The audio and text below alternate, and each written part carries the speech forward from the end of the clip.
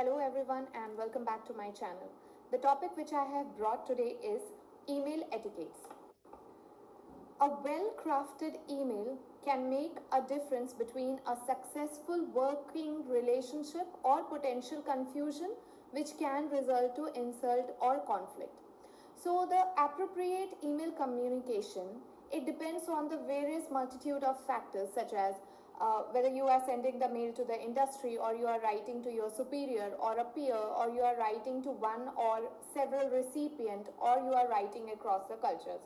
These are some of the basic do's and don'ts that can be used during the email writing. Always include clear, direct subject line because people decide whether to read the mail on the basis of the subject line. If they think that the subject line is not relevant, they might choose not to open the mail at all. So choose the kind of subject that will encourage the reader to know that you are addressing their concern or you are addressing their business issue. For example, meeting date changed. So it gives a quick message that the date of the meeting has been changed and this is the mail regarding that. A quick question about your presentation, suggestion for your proposal.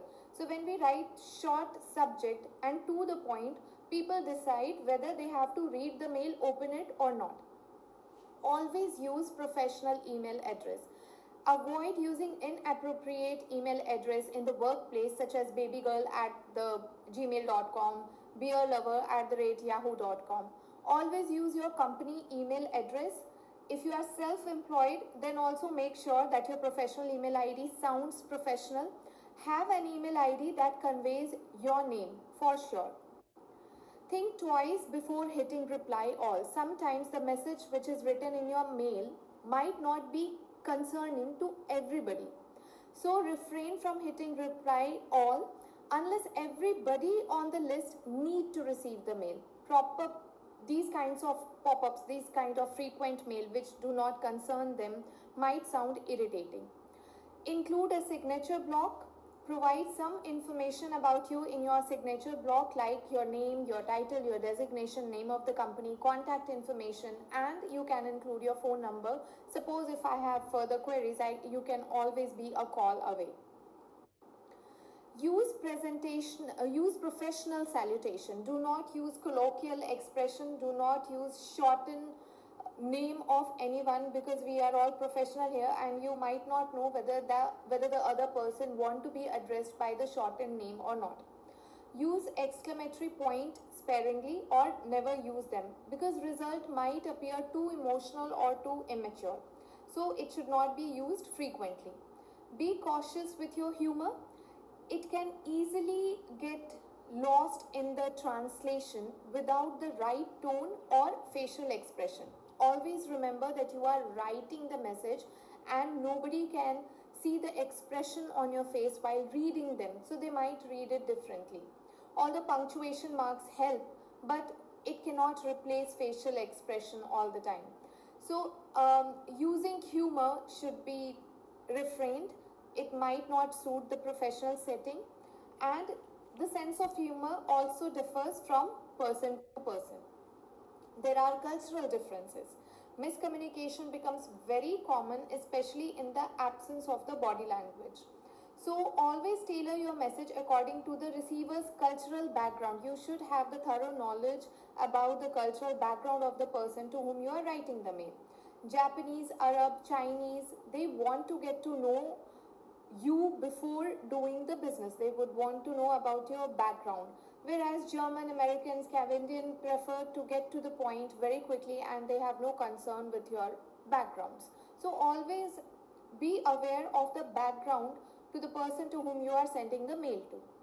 Reply even if the mail wasn't intended for you. Suppose you have received the mail and you are not the person concerned. Even in that case, reply. Because it would show that how polite and concerned you are. So reply isn't necessary but serves as a good email etiquette. For example, I know you are very busy but I don't think you meant to send this mail to me and I wanted to let you know, so you can send it to the correct person. Proofread every message which you are sending. Mistakes won't go unnoticed by the recipient of the mail, and moreover, when mails are kept as the official documentation. So don't rely only on the spell checkers. You have to read it again and again, reread your message, and make sure that there are no grammatical error or spelling error in your mail. Add the email address at the end when you are confirmed that every word written in your mail is correct. Only after that you have to add the email address to avoid accidentally sending it to someone. Double check the recipient. Even after putting the email address of the recipient, you have to double check if you are sending it to the right person, or same name occurs very often in the workplace and you might by mistake send it to the person to whom it was not intended to. Keep your font size classic. For business correspondence, keep your font color sizes classic. Email usually is sent with 10 to 12 point, and font are Times Roman or Arial. Color is usually black. So keep it all professional. Keep tabs on your tone. Tone is easy to misunderstand without vocal cues and facial expressions. So keep your tone under the check. Avoid using unequivocally negative word like failure, wrong, rejected.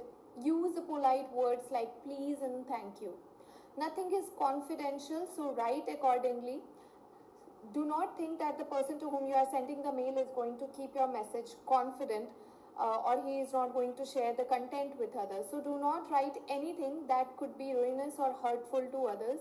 Emails are dangerous in the terms that it could be easily forwarded. Now, this is a question for you. You can take a pause before you answer and check if the answer is correct. Which is a positive effect of email etiquette at work? Improved reputation for yourself and your organization, lower salary, ability to type faster, negative interaction with others at work.